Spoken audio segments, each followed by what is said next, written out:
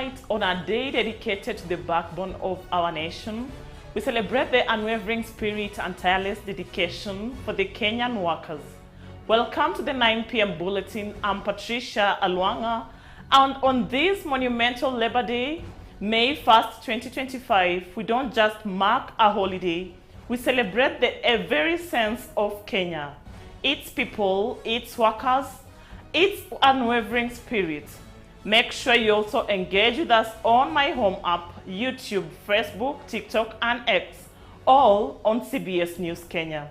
Stay tuned as we dive into the highlights. Tonight on 9 p.m. News, Kenya celebrates International Labor Day by recognizing workers at Uhuru Gardens. Collaborative effort on Labor Day from different counties addressing contributions of the broader workforce. Mji wa Huruma event highlights need for enhanced Inua Jamii program for the elderly.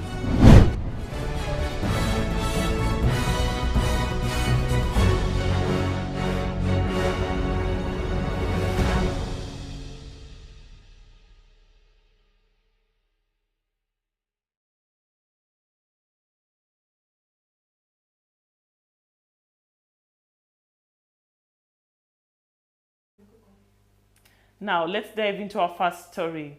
Kenya joined the global community in marking International Labor Day with vibrant celebration at Nairobi historic Uhuru Gardens. A site symbolizing national independence and resilience, the event, organized by the government in collaboration with trade unions, honored the contribution of workers to Kenya's socio-economic development. President William Ruto, alongside cabinet secretaries, labor union representatives, and thousands of workers from diverse sectors emphasized themes of fair wages, workplace safety, and enhanced social protection. Isanda Cynthia has the story.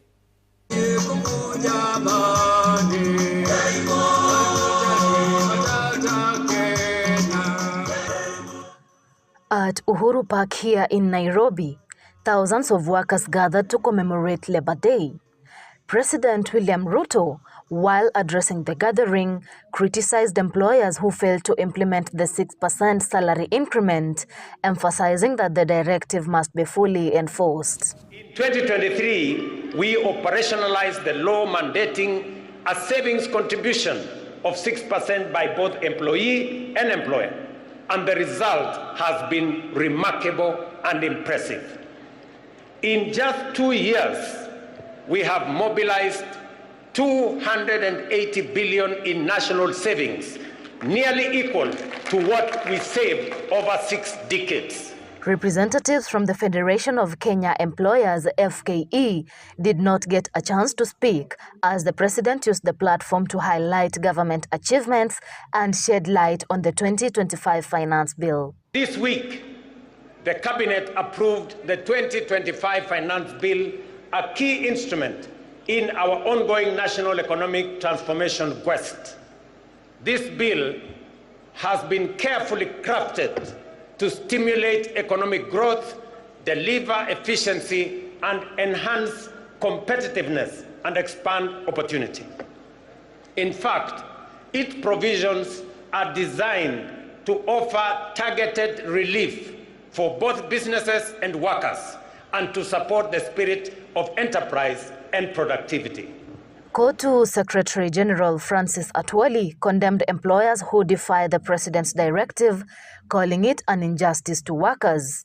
He also called for the regulation of social media usage to safeguard national cohesion. Kenyans are watching their television. They should look what is happening in Bukavu, in what is happening in Goma. Pali mtu anatoka na watoto na kondoo, wanafika kwa njia, wana abandon kondoo, anarudi kwa watoto yake na wajafika pahali wanaenda. This is not the route we want to take. But Your Excellency, one day you Kenyans will remember me. If we don't regulate social media, if we don't, in China where you have been, it is regulated, with a population of about 1.4 billion people. In Dubai it is regulated. In UK it is regulated. In US it is regulated. Kenya cannot be free for all. Kenya can't.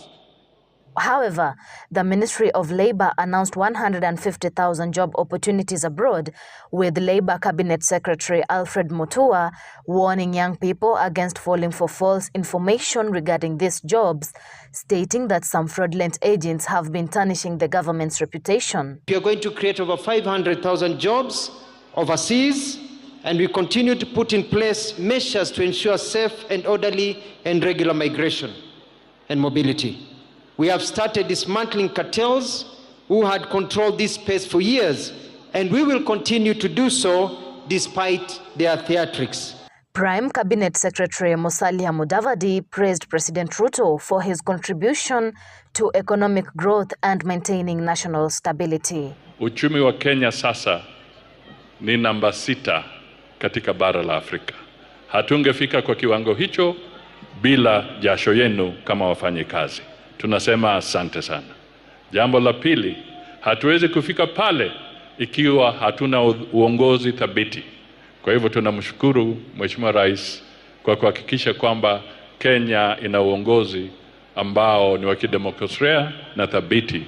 Isanda Cynthia, CBS News. Now, today Kenyans across the nation came together to celebrate International Labour Day. While the main national event took place at Uhuru Gardens in Nairobi, vibrant celebrations echoed across all the 47 counties, highlighting the dedication and resilience of all the Kenyan workers. The Kenyan workers are the backbone of our nation's development. Their dedication, resilience, and hard work are the engine that propels our economy forward. To improve working conditions and social protection, Danflo Lindwe has the story. In Mutwapa, the municipal board partnered with the community for a cleanup drive. John Mumba, the chairman of the Town Planning and Environment Committee, urged residents to become ambassadors of cleanliness and assured that the board would work to improve sewage systems while maintaining hygiene standards. Shabaha na lengo ni kuhamasisha wananchi, wazungu wakasema to create awareness, ili waelewe majukumu yao na wajibu wao kuhusu usafi na kusimamia mazingira yetu. Tunaposhughulika sisi wote tujue kwamba usafi ni kazi yetu sisi kama baraza na nyinyi. Bila nyinyi hatuwezi kufanya kazi yoyote. Kwa hivyo tujilaumu sisi wenyewe kwa mji wetu kuwa mchafu, lakini tulivyoanza hivi tutakuwa tunaenda kila siku. Na tunawaomba nyinyi wanabiashara na manyumbani, musafishe sehemu zenu ziwe safi, na mnapofanya hivyo mji wetu huu mzima utakuwa safi. Meanwhile, in Bungoma County, workers mark the day with mixed emotions due to economic challenges, particularly concerning the lease of Nzoia Sugar Factory. Emily Baraza, the treasurer of the Workers' Union, voiced concerns, while Shadrach Lubakaya, the acting employment manager, expressed hope that the government's decision would revive the factory and improve livelihoods, as many employees have gone over 2 years without paying. Hatujapata mshahara for 28 months. Na tunapoambiwa ya kwamba investor anakuja anytime, we are worried, we are scared, kwa sababu tutaambia nini watoto wetu, tutawapeleka wapi? So we welcome the investor because our staff have really suffered over 28 months without salary, and they are there, they have families, they need to live, they need to get medical care and all that. Hiki ndicho kiwanda kimeshikilia hii county. Kwa nini tuachilie kiwanda kiende, jamii zetu ziumie? Tunaona uchungu sana, familia zinavunjika, ndoa zinavunjika, watoto wanageuka kuwa watoto wa mtaani kwa sababu wazazi wao hawawezi kujimudu. Danflo Lindwe for CBS News. I hope you all enjoyed your Labor Day from where you are. Now let's shift our attention. At this year's Oceans Conference in Busan, South Korea, Kenya was celebrated as a rising leader in safeguarding the ocean for the current and future generations. And now the country is set to make history for the first time. An African nation sharing the ocean will host prestigious events. Mombasa has been selected as the venue, and we will have also the people from the blue economy leading in it. And Hassan Joho is also going to be part of it as we take the center stage. Let's have the story. We are coming! See Kenya 2026.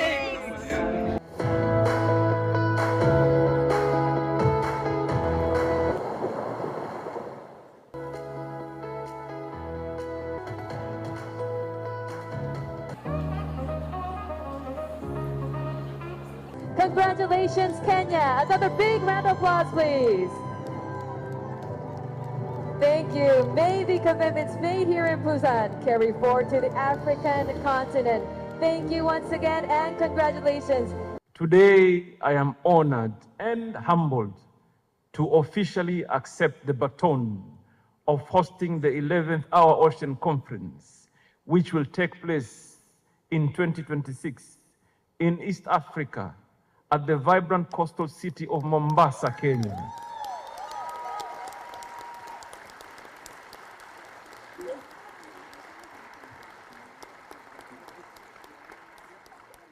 This marks a historic milestone, the first time this esteemed global conference will be held on an African soil. Africa is home to some of the world's most diverse marine ecosystems, essential for food security, economic prosperity, and cultural identity. These discussions have been rich and meaningful, highlight both challenges and boundless opportunities our oceans hold. Our conversations have transcended borders, forging partnerships and commitments that will benefit generations to come. Yes, Kenya will become the first African country to host the Our Ocean Conference, and we look forward with great anticipation to the new vision and leadership it will bring to the global stage.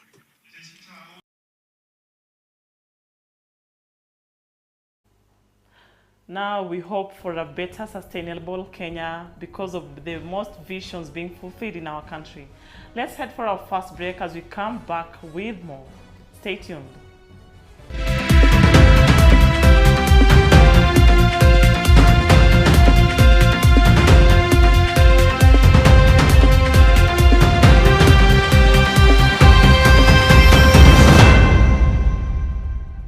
Join our team at AYTB in partnership with Competitive Manpower. AYTB is seeking qualified candidates for the following positions: Technical Advisor, QA or QC Personnel, Shop Coordinator, Report Organizer, Rotating Equipment Repair Technician, Valve Overhaul Technician, Machining Technician. Contact us today on 0721 506627 or 0733 392180. You can also visit us at Waterseas Plaza, Kikorok Road. Alternatively, you can send an email to info@competitivemanpower.com. Apply now. Limited slots available. Welcome to Competitive Training Institute, empowering you with in-demand skills. At Competitive Training Institute, we equip you with practical, job-ready skills that open doors both locally and internationally. Whether you're aiming to become a qualified caregiver, certified plumber, skilled automotive mechanic, or want to learn a foreign language like French, Arabic, or German, and many more, we've got the right course for you. Our hands-on training, guided by experienced instructors and aligned with market demands, ensures you're ready to compete and succeed in today's job market. We don't just train, we help you get hired. Our job placement team supports you in finding meaningful work after graduation. We are proudly accredited by NITA, ensuring high standards in all we offer. Ready to begin? Call us on 020-200-192 or 0721-223081 or email us at competitivetraining@gmail.com. Your journey starts here. Let's build your future together. Almarai Company, in collaboration with Competitive Manpower, is urgently hiring for the following exciting roles: Grade 1 mechanics, panel beaters, refrigeration technicians, lead mechanics, diesel plant mechanics, welders, and stainless steel welders. Why apply? This is a free recruitment with no application or placement fees required. Contact us today on 0721 5066 27 or 0733 392180. You can also visit us at Waterseas Plaza, Kikorok Road. Alternatively, you can send an email to info@competitivemanpower.com. Apply now. Limited slots available.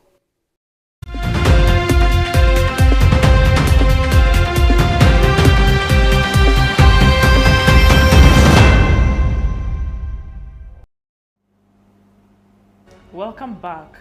Now, the national government and well-wishers have been urged to step up efforts in supporting the elderly by building more care homes and increasing funding existing centers. This appeal was made during a community event held at Mjiwa Huruma Home for the Aged, aimed at supporting the senior citizens. Our correspondent captured the story. Let's have a look. The Nairobi County government has reaffirmed its commitment to improving the lives of the elderly, noting significant strides in enhancing the dignity of senior citizens. Efforts have been particularly focused on ensuring well-organized and respectful burials for those who pass away. During a recent event, various partners contributed by grooming and engaging with the elderly. Hii ni kitu ambayo inatukela sana watetezi wa haki ya wakongwe, kwa ajili wakongwe wetu mara wanapatwa na dementia, mara wanapatwa na abandonment, neglect na pia hata abuses kutoka kwa familia na community. Ni wakati wa serikali kuanza kuenesha awareness katika kila kanda. They also urged the government to increase the monthly stipend for citizens aged 70 and above under the Inua Jamii Senior Citizens Program, stressing that many older adults remain neglected and need sustained support to live dignified lives. Mpaka wabunge wetu wameanza kuona kwamba shilingi 2,000 haitoshi wakongwe, na tunaomba sana waongezee hii pesa kwa ajili ni kidogo. Na nimefurahia pia kuona City County imeanza kufikiria mambo ya wakongwe. Nina hakika wanafanya policy ya kuangazia haki za wakongwe, na pia tumesikia Chief Executive akisema jinsi wameanza kupea wakongwe wetu heshima na kuwasika kwa njia inayofaa. Hii ndio kazi tumekuwa tukitetea katika Kenya yetu. This call for greater resources comes amid growing concerns about the welfare of senior citizens across the country. Many gaps actually. I think what we need to do is to understand what the requirements are of our elder persons. We need to see that it's not just food and shelter and health that they're looking for, which is very important, but it's also about coming to spend some time with them. It's trying to understand what they require in terms of their mental needs as well. So I feel that we need to bring our youth and get them to come and understand that our elder people need their time and their attention. Danflo Lindwe for CBS News in Nairobi. Now, on another story, we have a surge in thefts has rocked Matayo South Ward in Busia County. This comes after the area residents and business owners have lamented the daily occurrences of the marketplace thefts. They have also called on government officials to install security lights in the market. Hata kuacha vitu kwa mahali penye tunafanyia kazi imekuwa shida sasa. Tunaogopa, hata walikuja wakatudanganya wataweka security mahali pale, security light, lakini hatujaona. Hii maneno ukiambia wakubwa wetu ama assistant chief ama chief, hatuoni chenye wanatusaidia. Kuna ofisi ya assistant chief hapa, kuna manyumba kama wanaweza leta maaskari mahali hapa, wakae mahali hapa, pengine tunaweza kuwa pengine tunaweza endelea na biashara. Mimi ile kitu inaniuma kabisa. Huyu mwenzetu hapa amepatiana ujumbe kwa serikali mara kadhaa, lakini hakuna siku tumeona gari ya serikali imefika hapa wakifanya uchunguzi. Sasa tunashindwa hiyo B namba ambaye yuko nayo ndani ya mfuko yake, alipatiwa ya kukaa nayo kwa mfuko ama yuko uchunguzi ama usaidizi yote ambaye anasaidiwa. Kwa sababu sasa watu imekuwa ni vitu ngumu, kwa sababu wakiiba leo baada ya siku moja tena wanaibia yeye. Baada ya siku moja wanaibia yeye. Na hapa tuko na ofisi, tuko na nyumba ambazo zinalala hapa. Yuko chief yote hapa, hii manyumba yao. wapatie serikali maafisa hata kama ni 10 wakae hapa. Sisi wajue vile wanalinda area yetu hii. Hapa mahali tuko na insecurity tumehofia. Now we head to Turkana County where tensions flared in today as the Kenya Prison Service carried out a recruitment exercise that has just left many residents from Turkana North crying foul. Allegations of unfair practices and discrimination have overshadowed the process, prompting calls for an official investigation. Hundreds of youths arrived at the venue early in the morning today, hoping to secure a spot in the Kenya Prison Service. However, by mid-morning, frustration began to mount. We have never seen this thing. This thing is very illegal. Nobody in Turkana has been accepted to get there. Sisi tutaishi aje bana? Sisi wa maskini hatuwezi fika huku. Ndio. Hata hatujaandikwa, majamaa wangu wote kuna mtu. Certificate zaidi tunapeleka hutu tunaambiwa hakuna. Enyewe muangalie hii maneno. Attempts to get comment from recruitment officers on the site was unsuccessful as they declined to address the media. However, affected residents say they will petition both the county leadership and the Ministry of Interior to investigate the matter. Ile process ambayo imefanywa na ule mtu anaitwa Mkangai, huyo officer, hakuna process hata moja ambayo ilikuwa very genuine. What was done there ilikuwa imepangwa I can even say last year. Kumbe watu walikuwa wameandikwa kitambo, yale maneno yalifanywa stegra, hiyo tunajua. Ile 400,000 ambayo ilipeanwa tuko na evidences, na mtu anaitwa Mkangai should be prosecuted hata ikiwezekana aende record statement.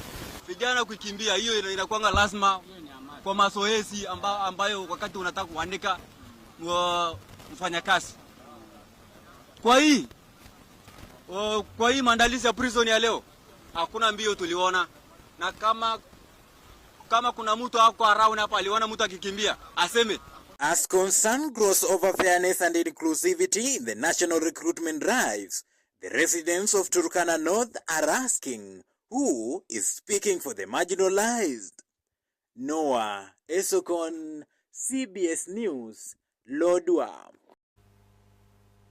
Now, a saddening story from Nakuru County. A sinkhole appeared along Nakuru-Kambiamoto Road on Wednesday.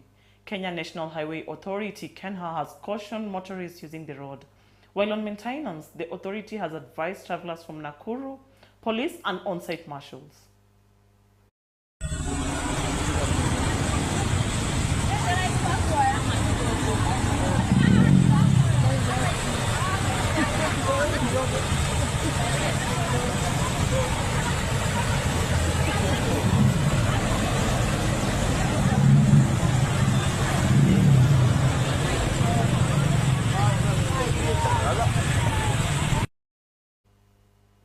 Now, those are the top stories that we had for the 9 p.m. bulletin at CBS News Kenya. Let's head for a break as we invite business news with Cynthia Isanda.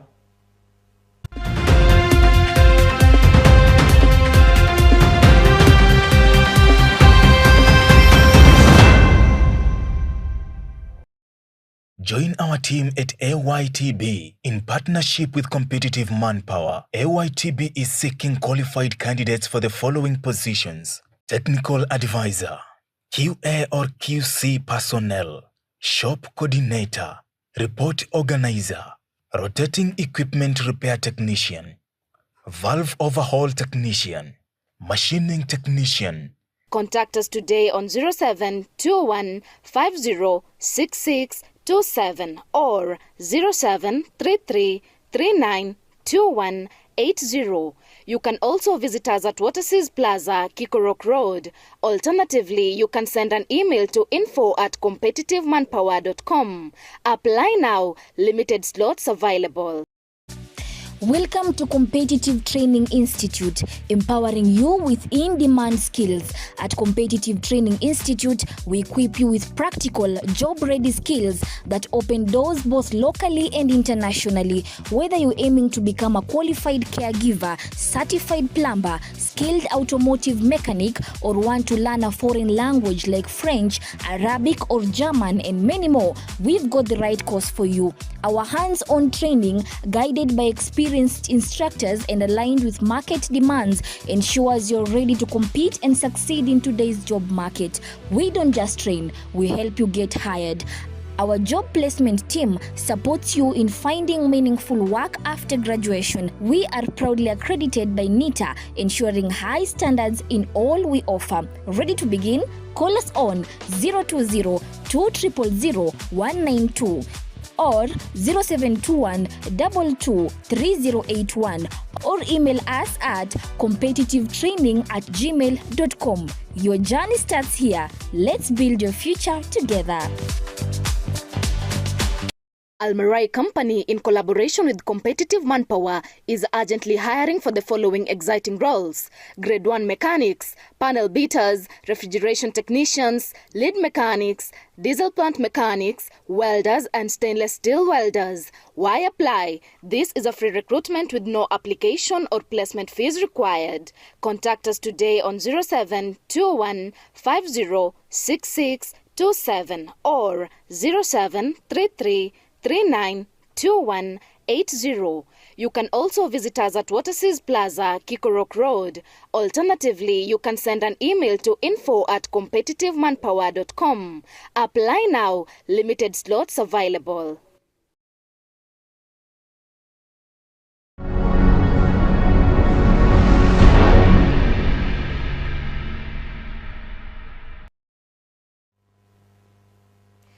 Good evening. Welcome to CBS Primetime Business News. I am Isanda Cynthia.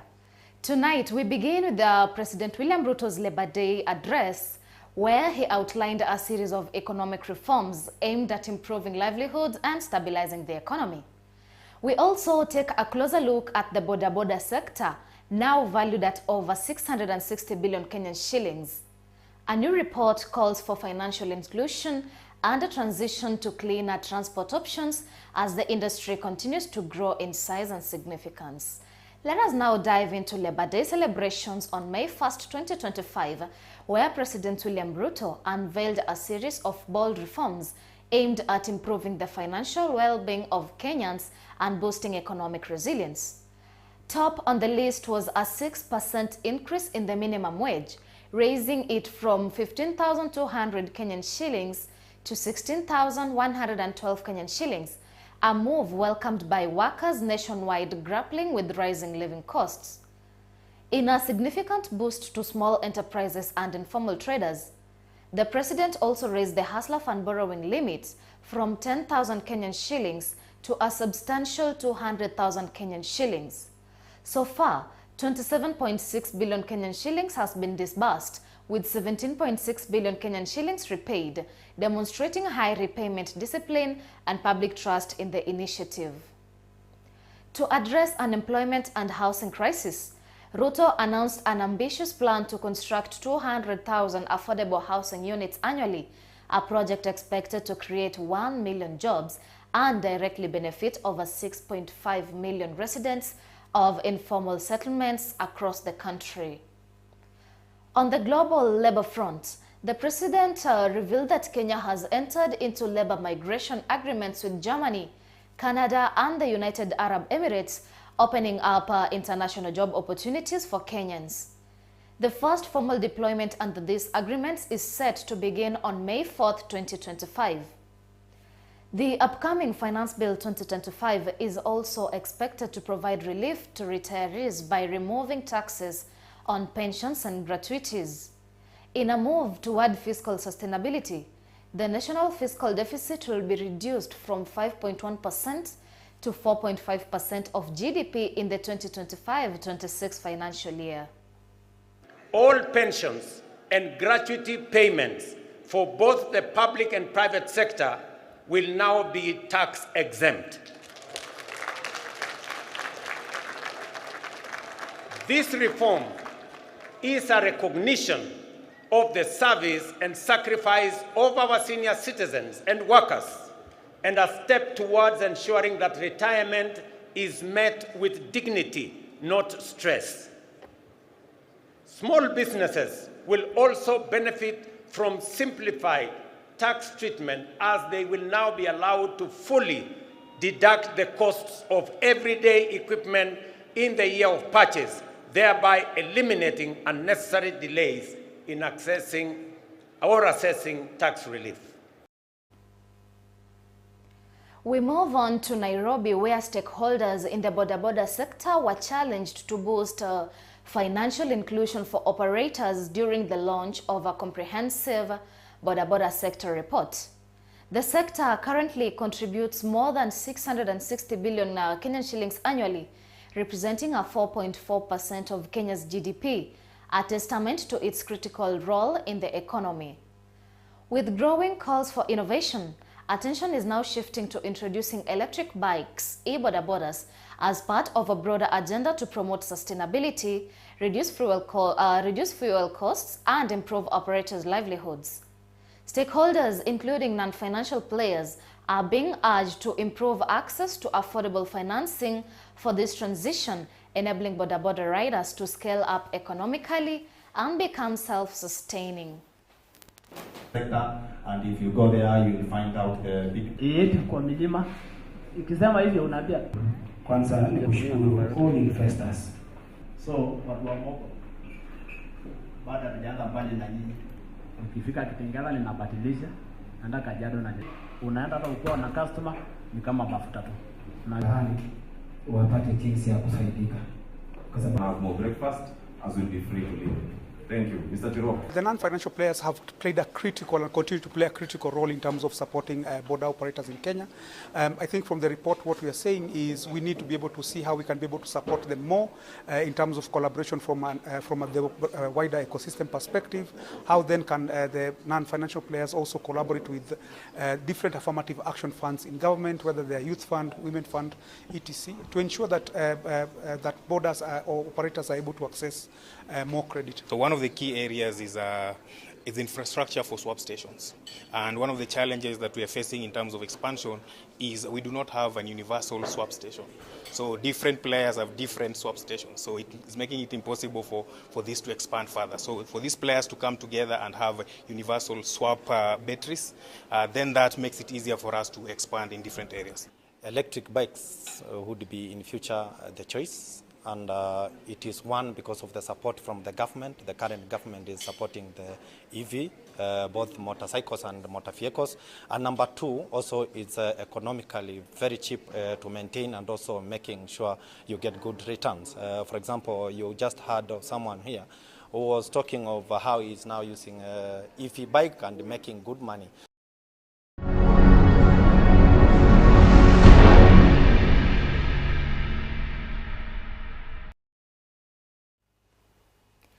As the country navigates labor reforms and evolving industries, the conversation around inclusive growth and sustainability remains at the center of Kenya's economic future.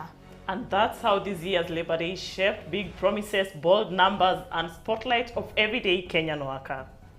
So even from the minimum wage hikes and major shifts in the informal sector, it's clear the economic conversation is no longer just about policy, but it's about the people. And whether it's boda riders powering the economy or new jobs opening up, labor is at the heart of Kenya's growth story.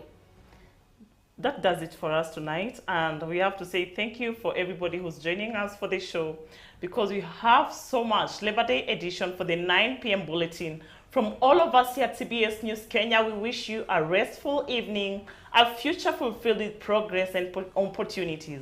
And may the spirit of hard work and unity continue to guide our nation. Have a good evening. I am Patricia ALWANG'A. I am Miss Cynthia.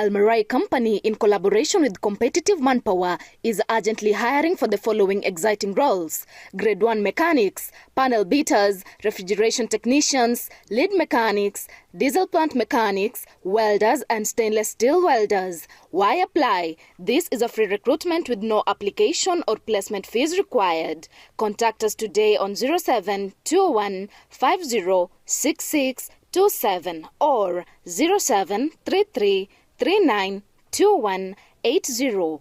You can also visit us at Waterseas Plaza, Kikorok Road. Alternatively, you can send an email to info@competitivemanpower.com. Apply now. Limited slots available. Welcome to Competitive Training Institute, empowering you with in-demand skills. At Competitive Training Institute, we equip you with practical, job-ready skills that open doors both locally and internationally. Whether you're aiming to become a qualified caregiver, certified plumber, skilled automotive mechanic, or want to learn a foreign language like French, Arabic, or German, and many more, we've got the right course for you. Our hands-on training, guided by experienced instructors and aligned with market demands, ensures you're ready to compete and succeed in today's job market. We don't just train, we help you get hired. Our job placement team supports you in finding meaningful work after graduation. We are proudly accredited by NITA, ensuring high standards in all we offer. Ready to begin? Call us on 020-200-192. or 0721-223081, or email us at competitivetraining@gmail.com. Your journey starts here. Let's build your future together. Looking for a trusted supplier for all your household hardware needs? Look no further than Competitive Hardware Limited. We provide top quality building materials including cement, all types of iron sheets, paints, PPR and PVC pipes, electric pipes, building grills, BRC and square till in various sizes. Need interior and finishing materials? We've got you covered with gypsum rails, marine boards, ceiling boards and tanks of all sizes. For fencing, we stock barbed wire, chain link and wire mesh. And the best part, we offer free countrywide delivery with our fleet of transit trucks and pickups. Your order arrives on time, every time. Visit us in Kitengela along Namanga Highway, opposite 411 stage, or at our branches in Kitisuru and Busia. For enquiries, call us on 020-2688-888 or 0733-666632 or 0721-923248. Competitive Hardware Limited, your reliable hardware supplier.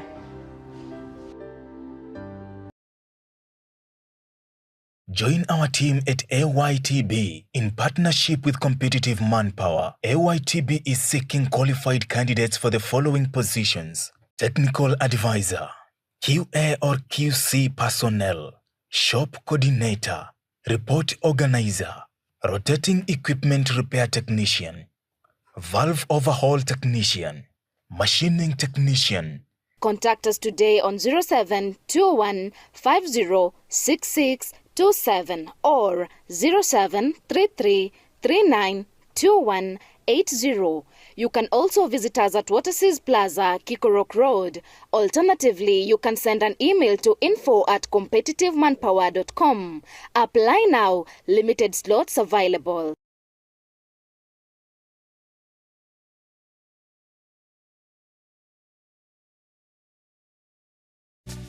Welcome to Competitive Training Institute, empowering you with in-demand skills. At Competitive Training Institute, we equip you with practical, job-ready skills that open doors both locally and internationally. Whether you're aiming to become a qualified caregiver, certified plumber, skilled automotive mechanic, or want to learn a foreign language like French, Arabic, or German, and many more, we've got the right course for you. Our hands-on training, guided by experienced instructors and aligned with market demands, ensures you're ready to compete and succeed in today's job market.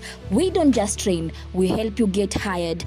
Our job placement team supports you in finding meaningful work after graduation. We are proudly accredited by NITA, ensuring high standards in all we offer. Ready to begin? Call us on 020-200-192 or 0721-223081 or email us at competitivetraining@gmail.com. Your journey starts here. Let's build your future together.